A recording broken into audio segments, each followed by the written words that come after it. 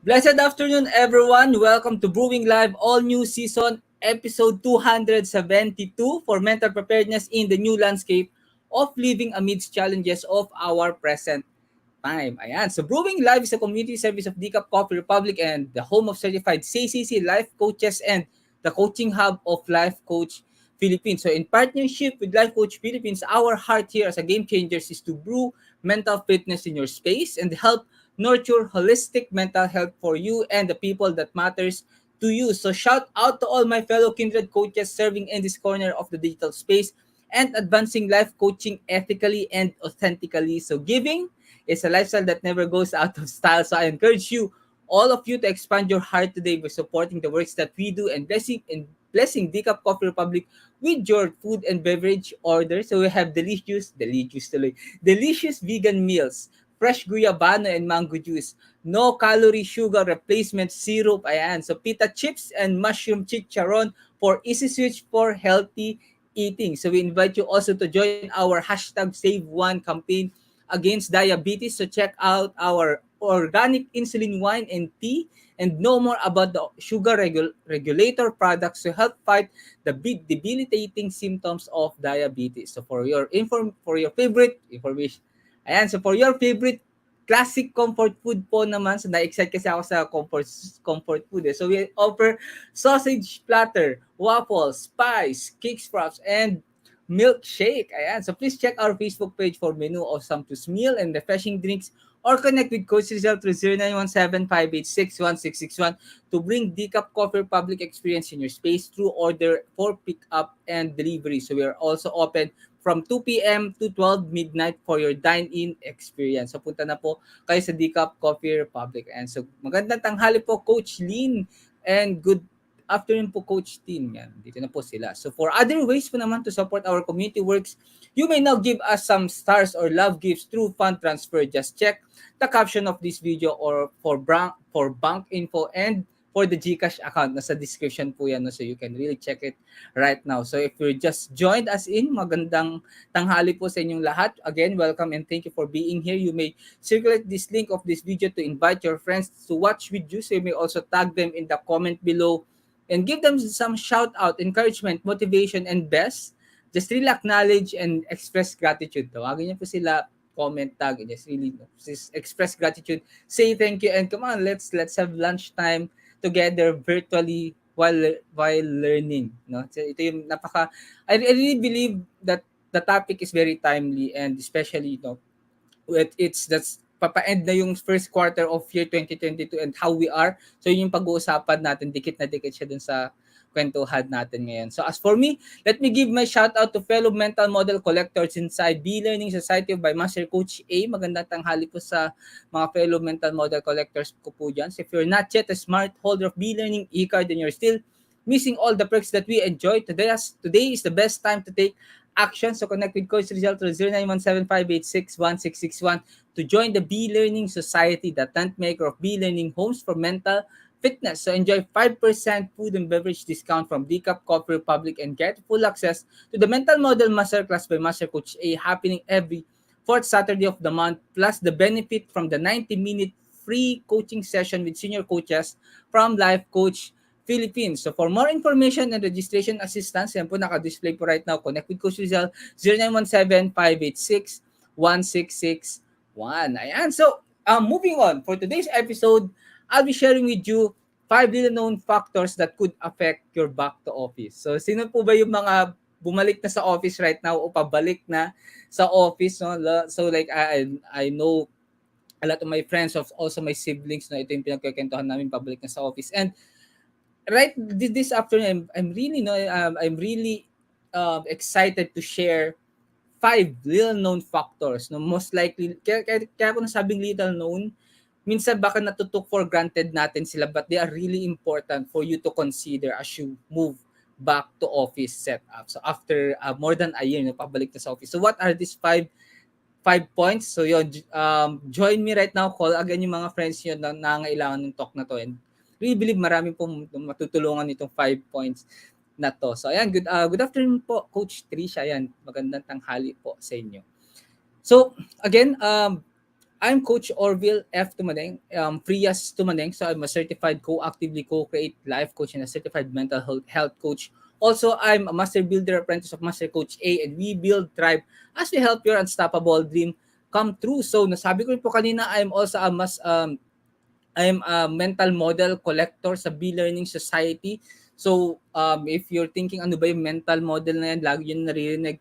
Mental models, the way you think, the way you interpret. So, kapag nai-improve natin yung the way we interpret our situations, na kunyari, we feel defeated. No? Like, how can we see yung defeat na yon that can really make us more empowered?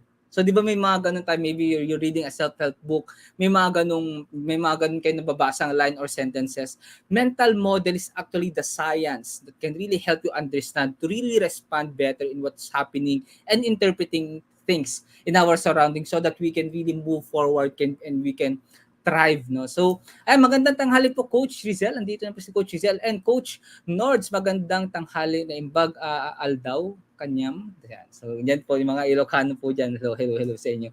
Also, I'm a software engineer. So, I leave my corporate job last December. So, currently, I'm in a sabbatical leave. Really reflecting, recalibrating, also actually enjoying. So, after a decade of really working in a corporate, it's really my passion. My coding, programming is really my passion. But then I really gave myself this sabbatical leave to really recalibrate and really to really feel and relax. So iba pa rin kapag yes, you are really doing your passion pero dumadating yung point that we feel burned out, we feel that parang walang pinapatunguhan, no? So those are the things na kapag nadaan po kayo sa ganung sitwasyon or like that's your current story, let's have a conversation. Punta po kayo sa GCash Coffee Republic. We are a lot, marami po kami na certified life coaches can really help you to really navigate at that very moment because that's really normal. Darating talaga yung point na meron mga ganung recalibration. So that's me. That's my current story right now. So kaya excited din ako sa topic because going back to office, marami rin akong friends and like really reflecting like what would be my next step. Would I go back to corporate or like would I start really like if I'm going to virtual business. So it's very exciting. Kaya nga pag-uusapan natin yung 5 factor na yan that can really mahagip yung mga bagay na yon. Ayan. So magandang tanghali po, Master Coach Jasmine. Andito na si Master Coach Jasmine. Ayan. So sabi ni Coach Nord, yes, mayat nga aldaw, yo amet. Tita Coach Orvyl. Yes, thank you po. So if you're watching this on a replay, that's totally okay. Comment #replay and do send us a message if you wish to connect with any points that resonate with you. So kunyari, imagine niyo po na naka-live pa rin kayo, like comment kayo #replay kung may reflection, realization, comment below. Bless the space with your thoughts. No, walang tama at mali. It's you expressing and it's beautiful na itong place kung nasaan ka right now. It's very safe and we can really help you also as well. So we allow us to really know your thoughts along the way, okay? And you may find this YouTube link where you can watch the replay of all the episodes of Brewing Live in the caption of this video. So please do follow and subscribe to the channel so you will be notified when new learning videos becomes available. Okay. So let's start. The 5 little known factors that could affect back to office. So, ulitin ko lang. So, bakit ko ba ito yung piniling like something na pag-uusapan natin this lunchtime? It really took off with recent conversations that I had from friends and then my siblings. So si yung second namin yung pangalawa. So I'm the eldest na yung pangalawa si Rio. So she's also working in IT as a quality engineer and yun, pabalik na sila sa office and then a close friend of mine pabalik na rin sa office. They're also IT and they're really asking me like ano kayang bago? So how would be the setup in the office? So marami tayo, 'di ba? Like on the onset, meron ka naman talagang agad idea. Of course, bago 'yan. Transportation, 'di ba? May talagang magbabago talaga yan kasi babalik. I would say bago kasi parang may experience mo ulit siya after like almost 2 years eh. Almost 2 years you're going to think of it. And yun, transportation, paano ba yung ikipaghalubilo, how would be the setup, the physical setup, the mental setup, di ba may mga ganyan tayo, emotional setup. So, this afternoon, I'm going to dive deep onto the 5 little known, maybe took for granted, but you really need to account it right now if you're that one person na pabalik na sa office. Okay, so let me start. Ayun, good afternoon po, Coach Mo. The first one is socialization. Kailangan natin tandaan yung socialization. And so what does it mean when we talk about socialization? Bakit ito yung inuna natin? Inuna kong gustong i-share with you when you go back to the office. Always remember, no, I would say, remember that suddenly being around a lot of people again could come as a shock to the system. Like almost 2 years you're working, no, pwede mong sabihin na lagi ko naman siya nakakausap sa chat, lagi ko naman siya nakaka-video chat, but then ibang usapan kapag like when you start to see face to face yung tao. Katulad niya, I just remembered we had a class last night sa Rise Up Creatives, Master Coach Rezzhel talking about it, na iba kapag nakikita mo na yung mga actual na tao, like talagang buo siya, hindi siya wala siya sa flat screen mo. They are really there, like a three-dimensional figure is really moving, and you start to get message clearly kasi 'di ba may mga body language, may mga ganun tayo mga nahagip ng brain natin. So iba yung input when we start to communicate. So yun yung unang sa part ng socialization. And then when you start, maybe go back to office and you socialize, you really need to be aware, or you really need to be careful because when you reconnect with people, remember that they've also been through a lot. Maybe some of them lost someone because of the COVID, di ba? Or maybe some of them develop trauma. When you talk about trauma, may mga big traumas tayo that really that we consider it so significant na trauma na kapag naalala mo, it can really, di ba, nakaka-shock talaga siya. And then meron tayong tatawag na mga little T o little trauma na mga maliliit lang, mga subtle na, di ba, yung mga subtle trauma na hindi, like for example, a big trauma is an accident. For example, a car accident, it's really a trauma. Tapos yung mga maliliit na trauma is, for example, nabuhusan ng kumukulo na tubig. Like that, ganun ko nagamit din sa scale. No? Again, this will really vary. But going back to my point, ngayon lang ulit tayo may makikipag-socialize sa mga tao, and we really need to be careful as well to what are the topic to open up, because magkakaiba tayo ng pinagdaanan in the COVID-19. Some loss, some really made magkaroon ng trauma, other as well, no, like still adjusting, baka in shock nga rin because biglang maraming tao.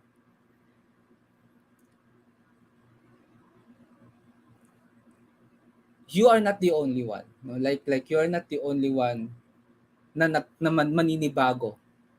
But then yung sa paninibago kasi na to, lahat kayo alam mo, like all the picture ng lahat ng tao maninibago, but then magkakausap at you will start to collaborate. So you really need to find, or you really need to be aware of that para rin makapag-flow pa rin as a team. No? So like if you want to know more, like how can paano din tayo maka-navigate, like all of us may nagbago, all of us naninibago, but then we really need to move forward. What is it that we can do? Right? Maybe if that's your question right now, GCash Coffee Republic is here. Pioneer Center, dito po sa Pioneer Center, punta po kayo diyan. Andiyan po sila Coach Rezzhel and certified life coaches every Thursday, and andiyan din po si Master Coach A, and and we can really help you with this one. No, this is not something na kapag uusapan natin ngayong lunchtime, baka maubos yung time. But then I'm really here na really giving you a recommendation of how can you really navigate going back to office in connection with socialization. So kasama rin natin mga certified life coaches watching right now, sila Coach Rezzhel. If that's your question, help is available. That's totally available right now. And yun pala, if you're curious saan ko nakuha yung mga resources ko, some of it, like it's really based my personal story, and most of it, I also talk to a certified life coach also. If you know Coach Lynn, hello Coach Lynn, nandito si Coach Lynn, I was had a conversation din kayo na took some input para rin dito sa partner. Coach Lynn is really dedicating herself in connection with safety up for offices. So hello, Coach Lin, and si Coach Lin. Okay, so that's number one, socialization. Second, or point number two for the little known factors that could affect your back to office is productivity. So pag-usapan natin when we talk about productivity. Babalik ulit tayo sa word na biglaan. No, it's all of the sudden, after 2 years, ang setup mo nandito ka sa comfort ng room mo. You can do, you can communicate, you can message someone na malayo by a fingertip, no? Like parang like they are like one fingertip away. Parang ganoon niya yung usapan. But then right now you're in the office for a reason because no, like this is my take no, because iba pa rin kapag may kausap mo yung tao na nakakahalubilo mo, like there's really that intimate or like a close relationship para mas maging klaro, mas maging effective yung pag-uusapan. No? It's that's the purpose of office. Like the motivation, lahat parang the focus is really about work, no? Like kung ano yung value na pinoproduce ng office, na kailangan i-produce ng office, andoon. And iba yung kapag makakasama mo sila. So that's the factor. And then biglang babalik, you start to think, oh, bakit hindi ako ka-productive di tulad nung year 2019, no? Before the pandemic? Maybe that's your question. You really need to be aware, first and foremost, the return to work program of your company. Responsible companies, no, I would say, no, again, this is taking off from what I noticed and really experienced. Responsible companies out there really produce, really create or introduce a new return to work program. Meron talaga yan because COVID-19, this is a new it's a new, di ba? It's a new normal, a better normal, ika nga sinasabi nga nila. And a company can really, no, should really have the program to really, para makapag-transition, ika nga. No? And they are most likely aware about the productivity. No? I experienced this when dun sa last na company ko. No? Kasi pa-start na rin pabalik last year pa. And they're really considering actively asking for feedback kung paano yung setup, how would kailangan pa rin ba ng setup, what would be the increase of productivity pag bumalik, or baka di naman kailangan. So those are the things na feedback na nakukuha before, na binibigay namin, and then right now, ready. This is the return to work program, and employees should, no, like really comply with it for their safety, both the company and the employee as well. Yeah. And you really need to set realistic expectation. Pagbalik sa office, you have your own desk. Maybe talagang more than ever you feel that you will be more focused because the environment hindi siya tempting na makapagpahinga. Not like where I am right now, because here's my table, andito yung bed ko, so mga isang hakbang lang nakahiga na ako, di ba? May ganun. And right now kapag nasa office ka, there's no option, walang ganung option. So, because nandun nga sa biglaan na shock moment, you really need to really help yourself to be motivated by not creating impossible to-do list.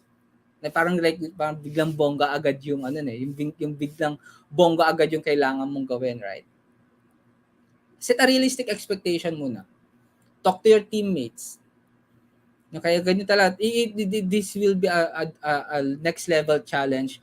But then, it is about patience, it's about concern, and really helping yourself to win one day at a time. Yung mga to-do list na yon, hindi siya, I'm really inviting you to reflect on what make you think na yung productivity mo, yung year 2019, biglang babalik siya pagbalik mo kinabukasan. No, if you really need to help yourself to let go of that expectation if it's really hindering you right now. So that's point number 2 about productivity. Point number 3, to little known factors that could affect your back to office is schedule. We're now considering mayroong bagong term na tinatawag na hybrid schedule. So when we say hybrid schedule, ibig sabihin, hindi lahat ng employees pupunta sa office there are like 50% lang yung pupunta, 50% hindi. So, ibig sabihin, 50% of your time to work nasa office ka and 50% time is nasa apartment ka, no? Or nasa bahay ka. No? So, why is that something that you really need to consider? A friend of mine, no, like talking about babalik na sa office, so kailangan ko na ulit kailangan ko na ulit bumili ng mag-rent, no, mag-rent ng apartment sa ganito sa office kasi babalik ganyan. And then siya rin nagsabi pero it's 50%. So I took off to that example because you might be again taking off na babalik ulit kung ano yung katulad ng 2019. You start to create deciding na paunti-unti ulit yung transition. This is again transition. This is not again like a one time big time na balik agad. So you might consider this schedule, the hybrid schedule could be an advantage to you as well, and you really need to consider para hindi magkaroon ng abrupt decision on your, for example, your topology. Kunyari, like kung saan ka ulit lilipat ka na ba or hindi, kailangan mo punta sa office or hindi. And you really need, given na sabi ko kanina yung return to work program policy, flexi time would be another possible na madadagdag in your schedule. So how is that, how are those things can really help you or to be in advantage sa sayo in terms of kung nasaan ka currently right now. And bottom line, hindi talaga siya babalik katulad nung dati. The schedule will really differ. We have the hybrid schedule. Most likely may implement yan. And flexi time. So, that's it. That's point number 3. You really need to remember as well. Point number 4, for the unknown factors that could affect your back to office. This is very, very important. Boundaries. You may feel that you work better from home, like on the onset, maybe. No, like that's how kasi kunyari kung nire-reflect ko yung sarili ko, pagbalik ko sa office, siguro like I feel so excited, but then along the way, maybe after 2 days, 3 days, you realize, parang mas productive ako sa bahay. Diba? So, what does it mean? Kailangan mo lang what does it mean is kailangan mong i-check or you really need to be aware, you really need to take advantage of this to create your boundaries. Because if you remember, bago mag-pandemic, office, then pagdating tas tumira ka nag-work ka na sa comfort ng bahay mo or sa apartment mo, boundaries weren't set that well. Katulad ng kwento ko kayo, nandito ako sa table ko, mga kalahating hakbang ko na lang, yung bed ko na lang sa nakahiga na no, like hindi mo talaga makikita kung nagwo-work ka ba or nagpapahinga ka, kumakain ka ba or nanonood ka or like you're relaxing or you're working. Kaya and from that experience, right now you might get the motivation of, hey, I learned something from that experience. Maybe I can be better. Like it is really the best time for me to set boundaries in the office. So reconnect, yung maganda dito is like you restart reconnect with coworkers, but be mindful of your personal boundaries as well. Kasi you learned something in the past. So right now, andito na yung pagkakataon, nandito ako sa office, I learned how easily my boundaries are being broken. And dahil nandito na ako ngayon, I can start really building the foundation. Office, work lang, co-workers, setting the time kung kailan tayo pwede mag-usap. Di ba? May mga ganun yung on the top of my mind. So what do you think? No? Like what is it that naisip mo right now when we talk about boundaries? Like how can you set up your boundaries ngayong pabalik ka na sa office? Because I myself, I really see this an opportunity to be a better boundary maker. Tama ba yan? Like you're in a better position to create your boundaries about works, office, co-workers, tasks, and then your human side. Another thing is when you talk about boundaries, and this is we're talking like it's the pandemic, COVID-19, follow safety protocols to ensure workplace safety. it is still under boundaries, because you really need to add also, yun nga, like, do you often talk to office mate ba, ano ba, like you do handshake, or like yung siko bump, di ba tawag doon, yung magbabump lang yung siko, yun yung uso sa office eh. And that's it. Boundaries, I really believe that now is the time, a better moment for you to create a better boundaries with your sa office and trabaho, ikaw and your coworkers. And you really need to add your safety, because COVID-19 is still here. The virus is still there. And sabi pa ni Master Coach Hasmin, consider transitioning in your schedule. So sabi rin ni Coach Lin, so dito po si Coach Lin, the coach I was talking about, na humingan ko ng input about this one. So hashtag safety matters, siya po yan, si Coach Lin po yan. So that's point number 4. And last but not the least, the 5 known factors that could affect your back to office. Critical po tong last part na to, compassion matters. So let me end I talk with this point, compassion matters. Be human, no? If I'm going to compare nitong last 2 weeks tuloy, 2 years, no? It is very shaking, from habits, from the way we see things, the way appreciate, the way we, like the way we act, the way we respond. A lot of us been into a lot of reflection because of, mag-isa, like, nabigyan ka talaga ng time to really reflect on your life because of the COVID-19. Hindi ka na, walang masyadong distraction. Parang wala ka rin naman talaga masyadong gagawin. Hindi ka lalabas, ganun. And a lot of us had reflection, realizations, shaking moment, nakita mo rin na nasira yung mga habit mo. And from that, I'm really inviting you na during this transition of going back to office, be human, let's take off from being grateful that we are still alive right now and we were able to survive, and maybe some of us really thrive as well during this pandemic season. Be human, because you're about to have a conversation to other people that maybe may mga pinagdaanan. Like my first point about socialization, mga taong may pinagdaanan, may mga taong nawalan ng manamahal, no? Like they lost someone, trauma, or maybe still at loss, feeling lost. We start to see other people demotivated. Kaya be human, meaning let's put more heart. Let's express, let's use more our heart and be compassionate.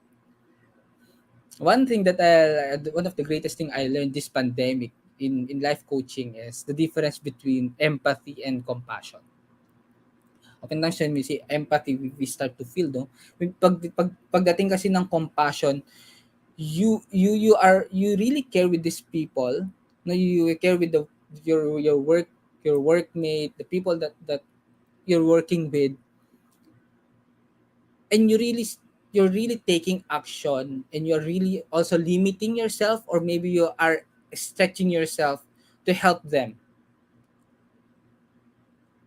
And that is only be possible kung talagang pinapatibok natin yung puso natin. Going back to office, like imagine mo yung 2019, like maybe you're that one person. I myself, I would say, like, if you're that one person na like work lang, create, produce, execute, ito yung binigyan ng company, yan. Right now, pabalik tayo, why not take this an opportunity to be more human, to be a better co-worker, to be a better employee, or to be a better you?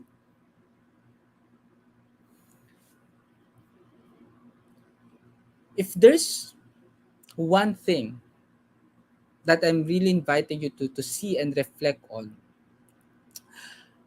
this pandemic really highlighted how much or how important mental health is. How important to really take care of our mental health. Let your response be on your let your response be taking off of you taking care of your mental health. And pag sinabi kasing taking care of your mental health, like yun sabi nga ni Coach Lin, be a better you. You become a better someone to someone. Right?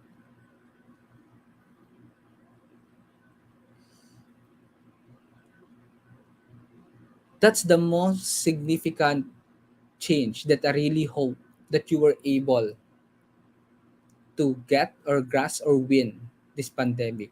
How important is mental health? Better relationship is taking off from mental health.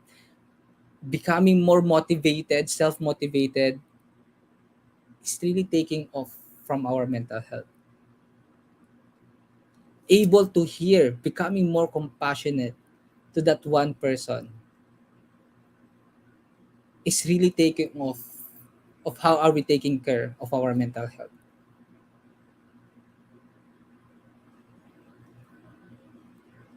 Sabi nga ni Coach Lin, like we were talking about, the virus is still there. Going back to the office, unfortunately, andun pa rin yung virus. Kaya nga transitioning pa rin to. Kaya ko nasasabi kayo na we are not going back like a 2019 setup. This is year 2022 setup. And we really need to take care of ourselves. We really need to level up in taking care of ourselves. Yes, I will not deny physical health is important. No? Like we start to exercise, eat healthy food. Kaya nga dito yung TLC way. No? Like be here in Decaf Coffee Republic. Listen to us every 12 noon sa Brewing Live. Really help you know about um, um, a healthy lifestyle. And at this very moment, I want to emphasize and really highlight from physical health, you really need to be more considerate on your mental health as well. Take this transition as an advantage for you to be better you. That is always possible. What's missing maybe is permitting yourself. So, thank you for joining me today and supporting the advancement of mental fitness. If you are interested to become a professional service provider, either as a life coach or a mental health coach like us, connect with Coach Rezzhel through 0917-586-1661 to know more about the Co-Actively Co-Create Life Certification Program by Master Coach A. So we are now accepting application for mental health certification and internship program with limited slots. So make sure that you make the reservation with Coach Rezzhel. So join us back tomorrow, same time and same digital space for episode 273 TLC Way. Ayan, so TLC Way Recreation for Your Mental Health by Coach Candy. So I'm really inviting you tomorrow. So this is another perspective and it's another way for you to be healthier. Like right now, if you're that employee nga pabalik na nga talaga sa office, 12 noon bukas, balik po kayo dito sa Decaf Coffee Republic page, Brewing Live namin. Okay? So, Decaf Coffee Republic is located inside Pioneer Center compound or widely known as PC. So, we are just across Bayanihan Center in Pioneer Road, corner Brixton and United Streets, Capitolio, Pasig City. Ayan, so may nag-comment sa YouTube. So you can call po 0917-586-1661. That would be Coach Rezzhel. You can message her right now or you can leave a comment po. Sir Sad Night 65. So yun yung username niya. So yeah, thank you for commenting po, sir. So thank you po. I'm Coach Orvyl, mentally fit to serve in behalf of Life Coach Philippines. So this is us in the Philippines. Love, bomb, boom. See you tomorrow. Have a blessed day. Coach Orvyl signing off. Magandang tanghali po sa inyong lahat. As a business owner, are you overwhelmed by the need to post beautiful, engaging content every single day? Are you left wondering what to write? Tired of scrolling through stock photos that all start to look the same? Confused by complicated graphic design programs? Rise Up Creatives is here to help. Each month, we give you everything you need to create 31 days of social media content in just 5 minutes a day. Customizable captions, curated lifestyle photos, a drag and drop graphic design tool, and the ability to post directly to your social media accounts. No one else empowers you with these 4 resources all in one place. Each month, we help you plan your social media calendar by providing you with 31 image themes and customizable captions so you can quickly and easily create engaging content and grow your following. Simply select the image that works best for your feed or story. Then, copy the caption and customize it to fit your audience. 5 minutes a day. It's that quick. Plus, you'll absolutely love our drag and drop graphic design tool. Start from scratch or choose one of our beautiful templates to fit your unique brand. When you're ready to export your design, you can download, email, or post directly to your social media accounts. Here's the truth. Our world needs what you have to offer. Don't let technology or procrastination hold you back. Rise Up Creatives is more than an online resource. We're a community helping you overcome your biggest barriers to reach your greatest goals. We're here to help you rise up and be creative.